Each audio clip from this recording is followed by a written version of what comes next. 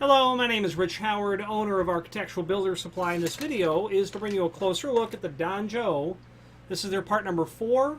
This is a number 4. It's in an S finish with a VF front. And we're going to decode that part number.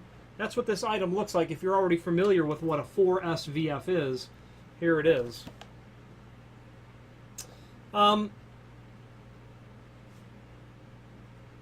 Visual packaging is what they have here versus a box. This would be appropriate. This order happens to be going to a university where they don't care about the packaging, but we have other clients that sell these in a retail environment, like a lock shop or a neighborhood hardware store. They'll want retail packaging so the client can see it. Now, I have one removed from the retail packaging, and here it is. The 4 is representative of the dimensional properties of the unit and its application, and let's decode that right now. First of all, a 4 is going to be 9 inch tall.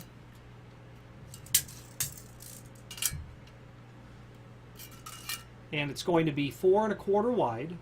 It's going to be specifically intended for 1 3/4 thick doors. It will have a single hole that's going to be in the center of the plate at 4 1/2 inch. That's going to be 2 3/8 diameter, and 2 1/8 diameter. Wow, 2 1/8 diameter. And 2 3/4 back set is what this is going to be. Now those dimensions are a bit off because we're measuring to the outside of the plate, which happens to be 50 thousandths of an inch thick, or also known as 32nd of an inch thick. Also known as 22 gauge. Let's put the caliper on there and test that. My guess would be that it's probably accurate. The caliper says 0.030. 0.030. 22 gauge, they say. Now the S in this part number means, it means two things actually. Which is that it's made of stainless steel, okay? And that it is in a satin finish or a brushed finish. That's what that looks like. That's the S part. Now back to the 4. If your dimensional properties need to change at all, then the 4 is going to change. The door thickness, the size, the back set, the diameter of the hole. The part number will the 4 will literally change. Now the VF means that you're going to have a flat front installation.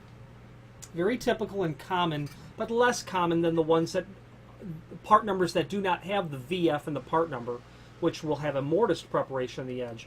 The VF is a good choice when the door is so significantly damaged, or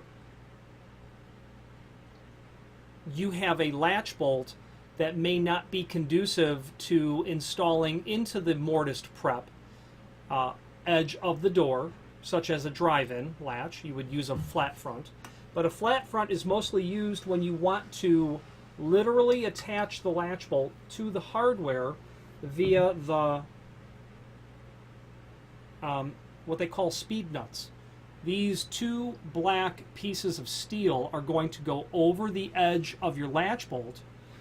The screw is going to go literally through the edge of the plate, through the edge. This is over the latch bolt, and this will literally thread through the latch bolt, through the speed nut, securing it to the edge of the hardware itself.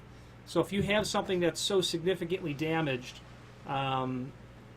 you might elect to use this. The truth of the matter is the non-VF version allows you to attach the latch bolt to the edge of the door itself, to the edge of the plate itself, but the difference is you do not have to make accommodations for the preparation of the mortised area on the backside into the edge of the door when you have this. You might have a metal-clad door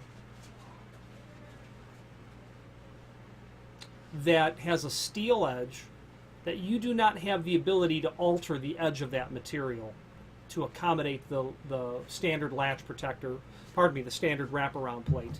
You literally need to use a flat front. You need to secure that through its preparation and down to the plate itself. So if you can't alter the door, because with the non-VF version, you're going to have to accommodate in the edge of the door that recessed area that would otherwise receive the faceplate of the latch of the door reinforcer itself. So we've talked about the part number, the material, and the type that it is, the VF type.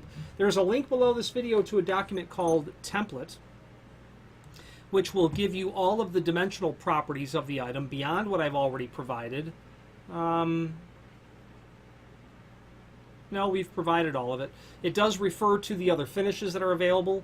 PB for polished brass, AB for antique brass, BZ for satin bronze. They list it as 10B, which would mean oil-rubbed bronze, but it's not oil-rubbed bronze. It's not oil-rubbed bronze. It's powder-coated dark brown over a stainless base material. And while it would certainly be considered complementary to oil-rubbed bronze, it is not to be called oil-rubbed bronze. I differ with the factory in the liberal use of oil-rubbed bronze, because as a consumer, you're expecting oil-rubbed bronze, but then you get something that's powder-coated dark brown. And again, it will be complementary to your lock, but it's not going to be dark oil-rubbed bronze, so do keep that in mind. And then S for the stainless steel that you see here.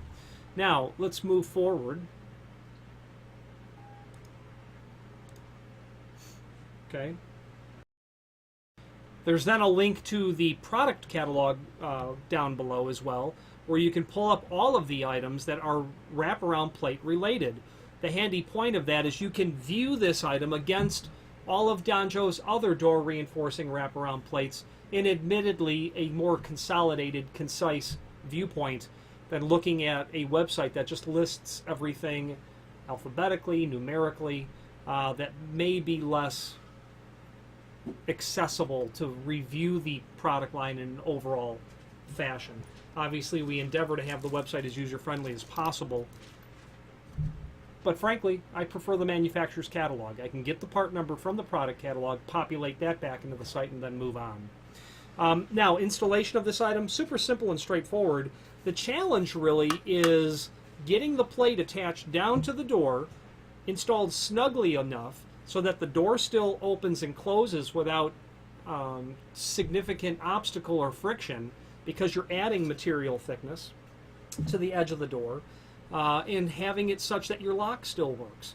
What I do when I install these is I dry fit them immediately. I put them on the door, I get it pushed down as best I can, and then I operate the door, and I make accommodations at that point. The reason that this is just 30 thousandths thick is because what's the gap between the edge of your door and your jamb? It might be 1/8 of an inch. In that sense, it's probably going to work pretty good. If it's tight to begin with, and a 30th 0.030 is a 32nd of an inch, basically. Two of those would be 1/16, and if you double that, you're at 1/8. So you realize that if you had 1/8 of an inch margin, this is theoretically taking up 25% of that space to begin with.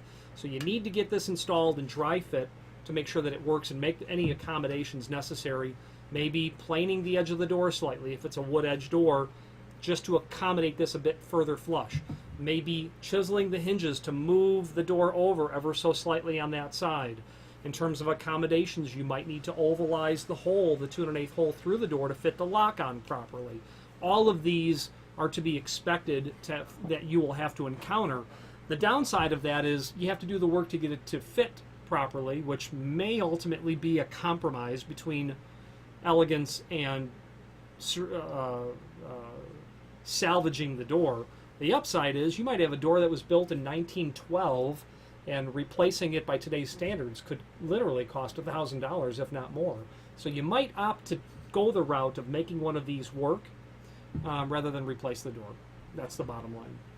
Okay, so that link to the product catalog shows you everything else. Finally, there's a link below this video to the manufacturer's page where you can pull up not only all of the Danjo products that we sell, but also a link to the manufacturer's website, as well as a link to the full product catalog, which is broken down above that in subsection catalogs as well. If you know Danjo, you'll know them as door reinforcing plates or latch protectors, but when you look at the balance of the catalog, you'll see that they have a comprehensive offering of trim and auxiliary hardware.